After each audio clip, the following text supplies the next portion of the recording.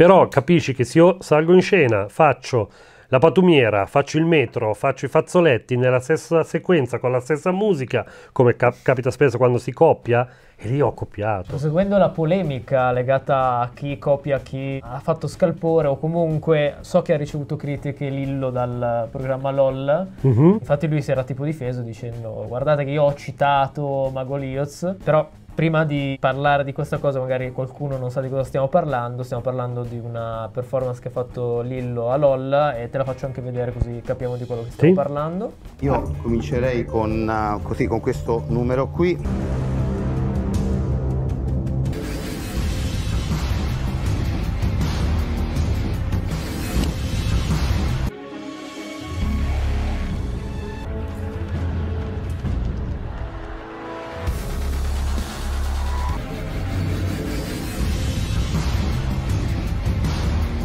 Vabbè. No ragazzi, no!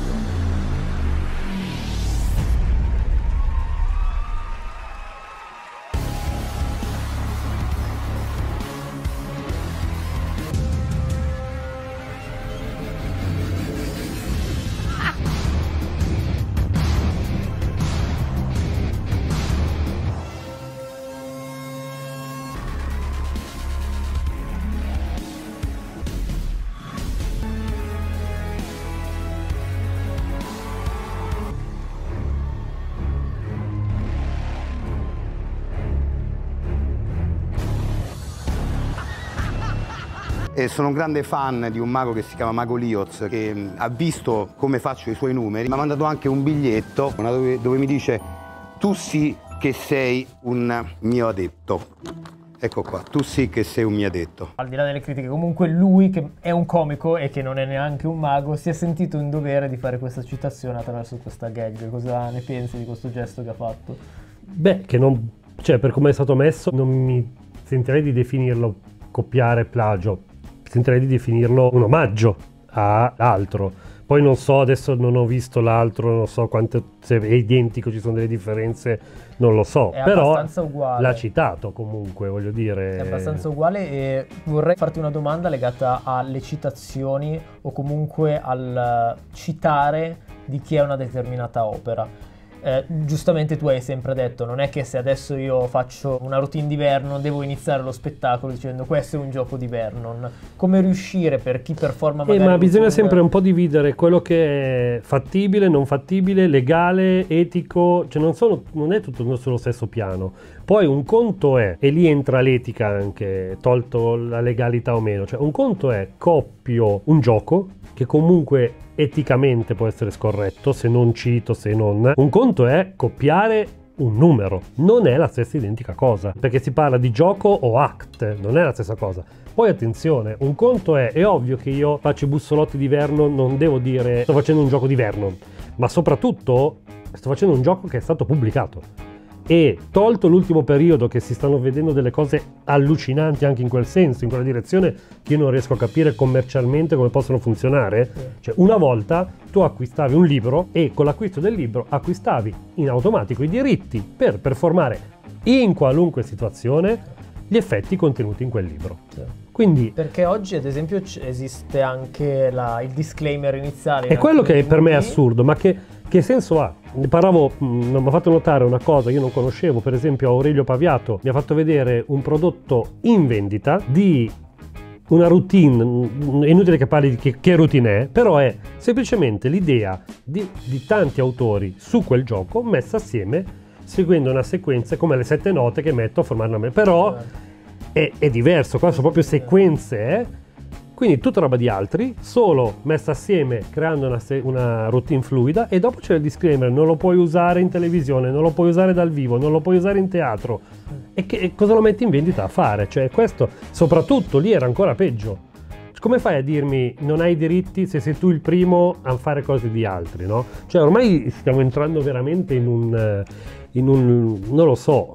A livello legale, e come si è dimostrata anche la vicenda Shillim Steven, effettivamente si può fare, perché abbiamo visto che magari uno si può lamentare quanto vuole, ma alla fine diciamo che è difficile che si porti avanti, vada a finire una causa legale, soprattutto se non sono enormi. Poi lì la legge non la conosco, non so quanto è. In teoria ci dovrebbe essere dell'etica, esatto. Ecco, tolta la legalità. Riassumendo, non è tanto un dovere legale quanto più un dovere etico, morale. Etico, ma anche di gratificazione personale. Cioè, come faccio a gratificarmi a passare la vita a fare cose di altri? Poi ripeto, un conto è imparo i bussolotti di Vernon, richiedono sacrificio, li faccio paro paro. Ci sta, è comunque gratificante perché ho imparato una cosa. Vedo Lillo, non cita l'altro, perché poi il problema è sempre l'effetto cascata. Cioè io vedo Lillo che non cita l'altro, copio Lillo senza sapere che in realtà arriva da una... Cioè diventa un macello. In più ho copiato un act. Sì. Non ho copiato, è comunque sbagliato, ma sicuramente se mi capitasse mai, dico un assurdo, mi capita mai nella vita che sono a fare uno spettacolo, vedo lì una patumiera, mi viene l'idea, faccio quel piccolo pezzo, non citerò mai, anche perché ma non gli ho rubato il numero, non è la stessa cosa, non è assolutamente la stessa cosa. Anche perché lo stesso Mago Lioz probabilmente si è ispirato a quello che andava di moda ai miei tempi, faccio di dire, che è la parodia di Copperfield. Non so se hai sì, ma ancora prima c'era McRooney, per esempio, no? Che aveva le magie che non funzionavano, più grandi. McRooney, l'inglese, quello che è morto sul palco, Tommy Cooper, che faceva delle magie che non funzionavano. Cioè, la figura del mago non è il mago comico, perché non puoi chiamarlo mago comico, perché le magie non funzionano, esiste già. Questo taglio, sì, era molto alla Copperton, che era cioè prendo una cosa della vita normale e la impacchetto come se fosse una magia. Facciamo vedere un pezzettino giusto per far capire.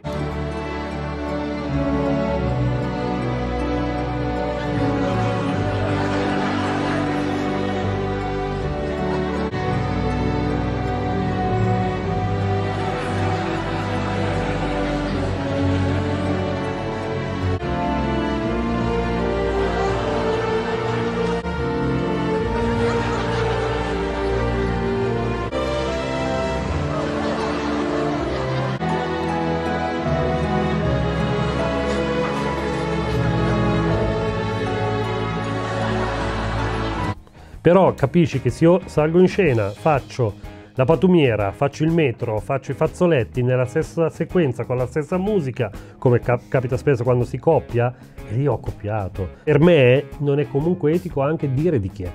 Cioè io non so se Lillo conosca personalmente la persona, anche perché lo stai facendo cioè in una situazione importante, no? Poi io ho letto delle cose che dico, mi scrive, adesso non venite a dire che ha copiato. Sì, non l'ha copiato perché l'ha citato, però non... È sottile la linea nello spettacolo. Sì, al tempo stesso mi stranisce, ti dico la verità, che abbia fatto... Perché l'ha fatto? Cioè, ha talmente tanto repertorio, non so come mai si è buttato lì. Obiettivamente, da quello che ho sentito, tutti avevano un attimo sottovalutato la trasmissione. Nessuno avrebbe pensato davvero che avesse avuto questa risonanza mediatica. Certo. Quindi magari lì è andato con l'idea di cazzeggiare, prendere un po' di numeri suoi vecchi, improvvisare. No, per carità. E quindi magari è uscita questa cosa. Però era interessante sentire il tuo parere su questa cosa. Sì, posso dire apprezzabile il discorso che hai fatto il nome dell'inventore, del creatore, però alla fine hai fatto il suo numero, lì non si scappa. Quindi da livello artistico sì, si può fare, da livello legale, magari dal livello etico. Ma no, ma abbiamo fatto un video al riguardo, sì. No? Va bene per iniziare a lavorare, va bene per buttarsi nella fossa dei leoni. Cioè, recentemente ho letto una frase di Proust interessante, adesso non ricordo le parole giuste, però il concetto era: buona parte di quello che imparano i medici lo imparano dai pazienti. Cioè questo cosa vuol dire? Che la teoria ok, ma senza pratica